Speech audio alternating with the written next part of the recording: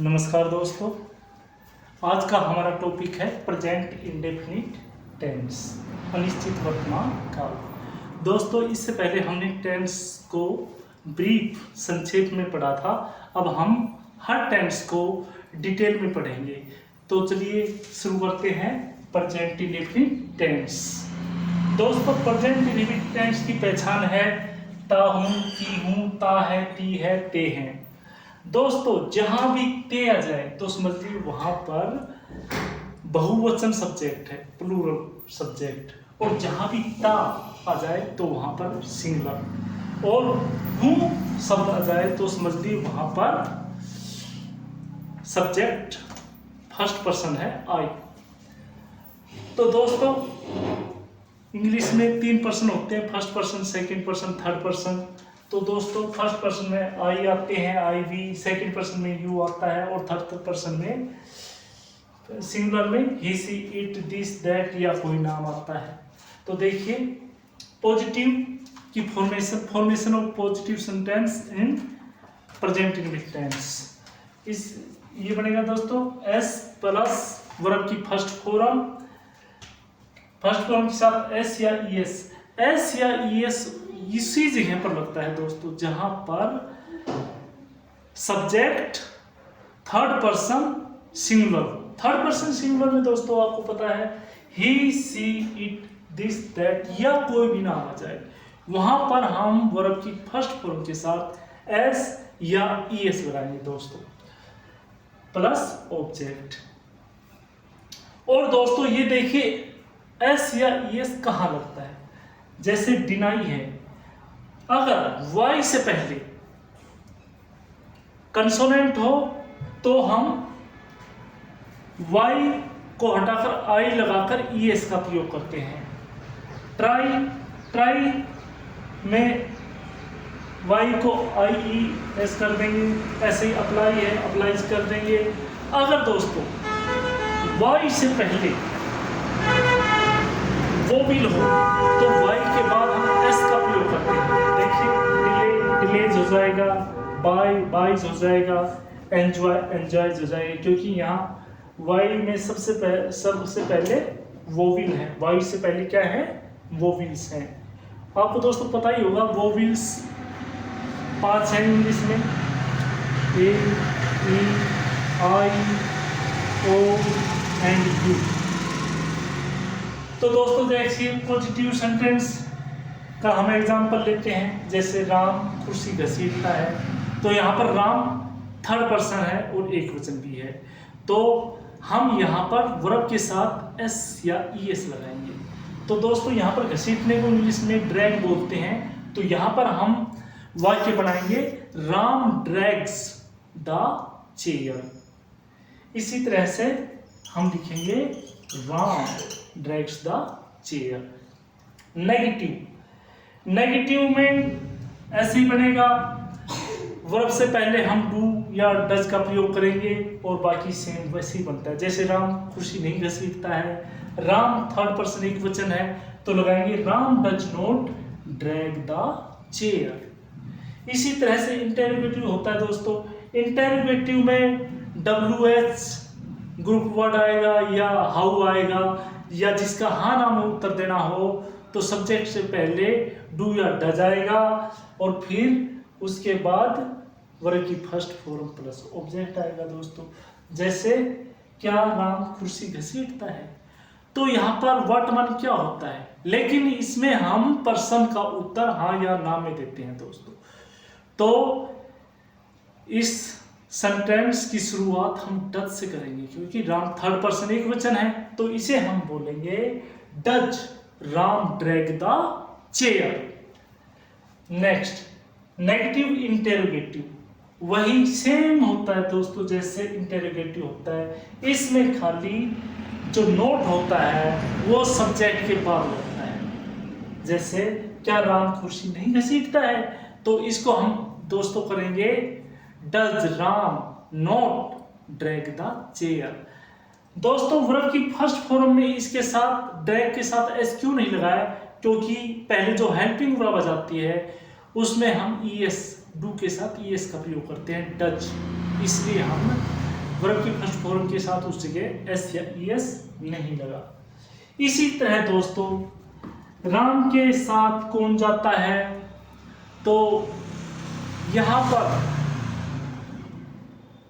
कौन के लिए हम हूं का प्रयोग नहीं करेंगे, क्योंकि यहां पर सब्जेक्ट राम है और राम किसके साथ जाता है, ये नॉमिनेटिव इंटेरोगेटिव वर्ड लगेगा यहां पर दोस्तों। कौन सा, राम किसके साथ स्कूल जाता है, तो हुम लगेगा, विद हुम, तो इसको हम करेंगे with whom.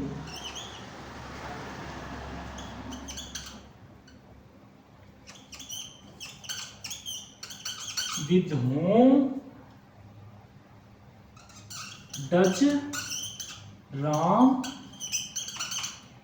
Go to school, last में question mark. With whom Ram does go to school, Ram किसके साथ स्कूल जाता है। अगर हम कहें कौन कौन स्कूल जाते हैं, कई बैठे हैं और उसमें हम पूछ लें कौन कौन स्कूल जाते हैं, तो ये दोस्तों प्लूरल हो गया, तो कौन के साथ हम ऑल का प्रयोग और करेंगे।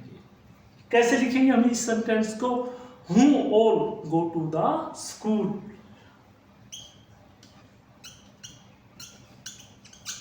whom all go to the school।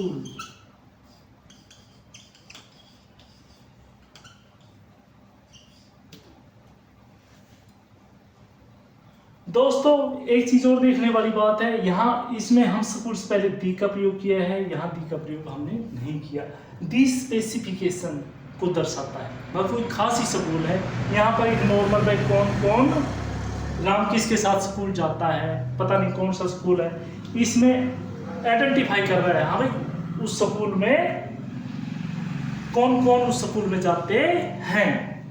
मैं समझता हूँ दोस्तों यहाँ पर आपको प्रेजेंट इंडेफिनिट टेंस पूरा आ गया है। अगर थोड़ा नहीं समझ में आया है तो आप इस वीडियो को 2-3 बार देखें, आपको पूरा कंप्लीट समझ में आ जाएगा। और दोस्तों देखते हैं अब प्रेजेंट इंडेफिनिट टेंस का प्रयोग कहाँ कहाँ होता है। चलिए शुरू करते हैं दोस्तों। Following verbs are used generally in the present indefinite tense. ये देखिए कौन कौन सी वर्ब है दोस्तों, believe, belong, consist of, content, deserve, hate, love, seem, remember, prefer, mean etcetera. अगर ये वर्ब आ जाए तो वहां लगभग हम प्रेजेंट इंडेफिनिट टेंस का ही प्रयोग करते हैं। जैसे प्रेफर है प्राथमिकता देना, जैसे मैं चाय की जगह कॉफी को प्राथमिकता देता हूँ। और दोस्तों प्रेफर में देन अपेक्षा के लिए हम देन की जगह टू का प्रयोग करते हैं।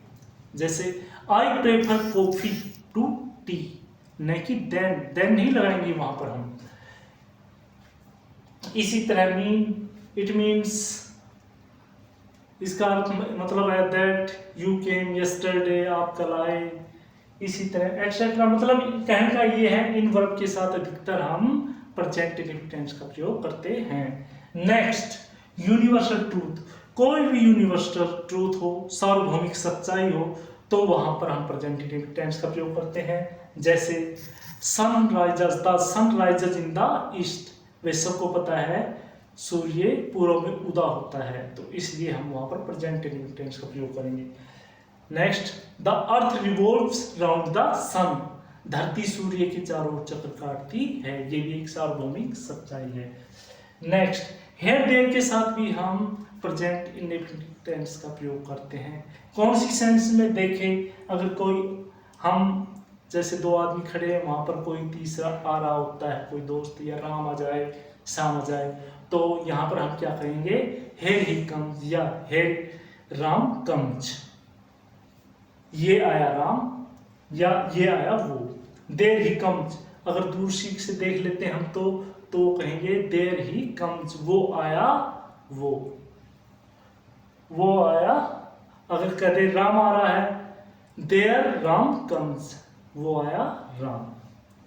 नेक्स्ट, कमेंट्री में हम प्रेजेंट इंडेफिनिट टेंस का प्रयोग कर सकते हैं। जैसे क्रिकेट का कोई मैच हो रहा है, उसमें सचिन 6 रन लेता है तो हम कहेंगे सचिन टेक 6 रन, या कैच करता है सहवाग कैचेज द बॉल, इस तरह। Next the adverb of frequency. Adverb of frequency में भी हम प्रेजेंट इंडेफिनिट टेंस का प्रयोग करते हैं। कौन कौन सी हैं वो? Rarely, often, seldom, now and then, occasionally आदि जो एडवर्ब ऑफ फ्रीक्वेंसी आ जाए तो उनमें हम प्रेजेंट इंडेफिनिट टेंस का प्रयोग करते हैं। जैसे barking dogs, barking dogs seldom bite, seldom माने कभी कभार, रेयरली, सेल्डम, रेयरली एक ही मीनिंग होता है दोस्तों। तो दोस्तों मैं समझता हूं यहाँ पर हमारा प्रेजेंट इंडेफिनिट टेंस का टॉपिक समाप्त होता है। आप इस वीडियो को 2-3 बार देखें तो आपको कंप्लीटली समझ में आ जाएगा। अगर आपको हमारा वीडियो पसंद आया है तो इसे लाइक करें, सब्सक्राइब करें और शेयर करें। धन्यवाद दोस्तों।